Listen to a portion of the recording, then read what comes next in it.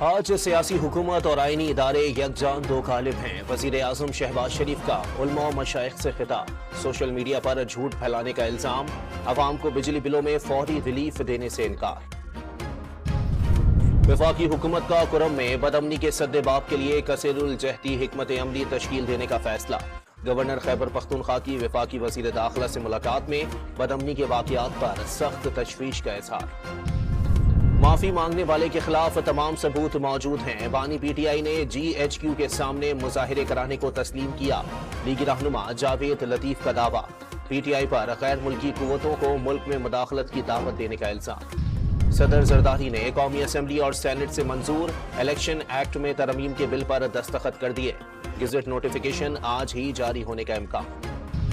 جڑواں شہروں میں مونسون کا زوردار اسپیل، راولپنڈی میں موسلادھار بارشوں کے بعد صورتحال نازک، نالا لئی بھر گیا، سطح 22 فٹ سے بھی بلند، نشیبی علاقوں میں پانی گھروں میں داخل ہو گیا۔ بارشوں کے باعث سیالکوٹ کے نالا 1 میں اونچے درجے کا سیلاب، پانی کا بہاؤ 15,000 کیوسک تک پہنچ گیا۔ تلا گنگ میں برساتی پانی گھر کے تہخانے میں داخل، بچی ڈوب کر جاں بحق۔ لاہور کی انسداد دہشت گردی عدالت میں 9 مئی جلاؤ گھراؤ کے مقدمات کی سماعت۔ عدالت نے پروسیکیوشن سے عمر سرفراز چیمہ اور اعجاز چودھری کے خلاف مقدمے کا ریکارڈ طلب کر لیا۔ سماعت 5 ستمبر تک ملتوی۔